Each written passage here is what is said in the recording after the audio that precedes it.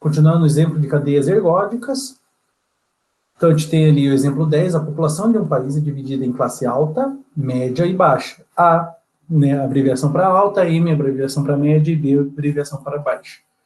Um estudo estatístico mostra que, atualmente, 10% da população pertence à classe A, 40% pertence à classe M e 50% da população pertence à classe B. Okay? Então, de toda a população atual, no estado zero, no momento zero, no período zero, 10% está na classe A, 40% na M e 50% restante na B.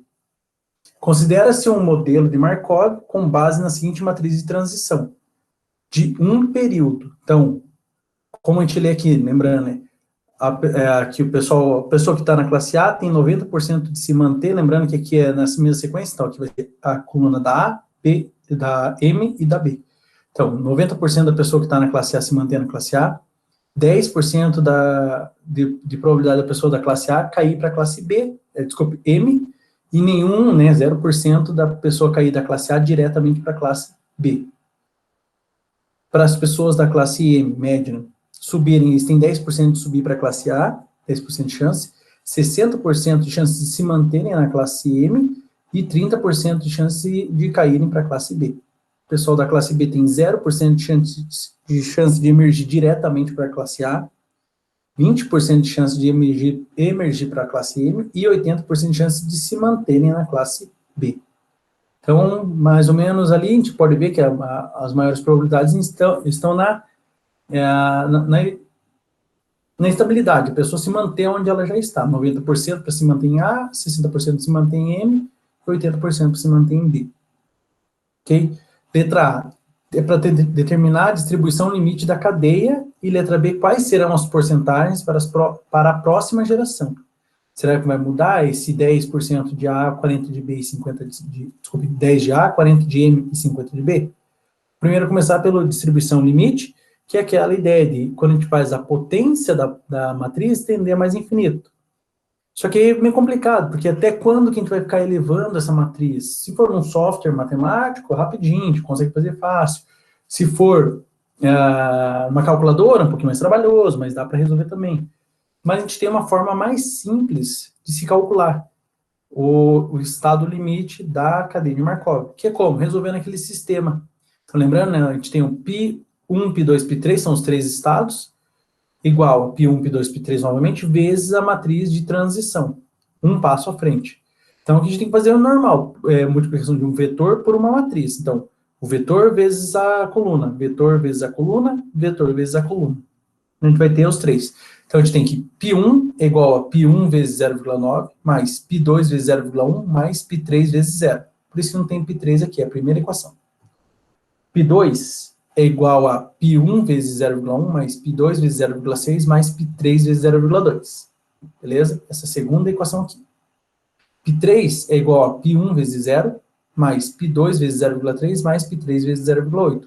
Vejam aqui que na terceira não tem P1, porque é P1 vezes 0. E mais a equação que diz que a soma dos três estados tem que ser igual a 1, ou seja, cada estado vai ter uma porcentagem, somando as três porcentagens, dá 100%. Então, aqui a gente tem 4 equações para 3 incógnitas. Em geral, esse é um sistema possível e determinado. Em geral. Então, como a gente tem que fazer aqui? Aqui, a gente tem que dar um jeito de resolver esse sisteminha aqui. 4 por 3, né? 4 por 3 incógnitas. Forma mais fácil que a gente fez o quê? Pegar na primeira e isolar, por exemplo, joga o 0,9 π1 para a esquerda. Tá aqui, ó. π1 igual a 0,9 π1 mais 0,1 π2. Joga esse que é positivo para a esquerda, pula o sinal, melhor, pula o igual, troca de sinal. Então, fica 1 inteiro menos 0,9 vai dar 0,1. Então, 0,1 π1 é igual a 0,1 π2. Ou seja, π1 tem que ser igual a π2. Beleza? Esse é o primeiro resultado. Ainda não dá para simplificar muita coisa. Mas a gente já consegue, por exemplo, jogar aqui na segunda. Se a gente jogar aqui π1 igual a π2, este π1 aqui vira π2. Então, ele vai ficar assim, ó, π2, reescrevendo a equação 2, π2 igual a 0,1 π1 mais 0,6 π2 mais 0,2 π3. Esse π1 a gente vai trocar por π2, porque π1 é igual a π2. Ficou aqui, ó, π2 é igual a 0,1 π2 também, mais 0,6 π2 mais 0,2 π3. Esse 0,1 com mais 0,6 dá 0,7 π2. Esse agora, para isolar, a gente pode isolar aqui, jogar esse 0,7 para a esquerda, a gente isola o π3, né? Então, π2 menos 0,7 π2 é igual a 0,2 π3. 1 inteiro menos 0,7, 0,3. π2 igual a 0,2 π3. Isolando, passando esse 0,2 para baixo, dividindo, vai ter que π3 igual a 1,5. Por que que eu isolei o π3 em função do π2? Porque o π1 já está em função do π2. Então fica mais fácil, certo? Fica todo mundo em função do π2. Agora a gente tem dois valores que a gente precisava. A gente já sabe quanto vale o π1. Então esse π1 eu vou trocar por... E o π3 aqui, esse eu vou trocar por 1,5 π2, aqui, nessa equação. Então, tendo essas duas igualdades, substituindo na equação 4. Vai ficar assim, ó, que é π1 mais π2 mais π3 igual a 100%, igual a 1. Trocando, no lugar desse π1 a gente coloca π2, no lugar desse π3 a gente coloca 1,5 π2. Ó, ficou π2 mais 1,5 π2. 1 mais 1, 2, mais 1,5, 3,5 igual a 1. Então, 3,5 π2 valem 1 inteiro.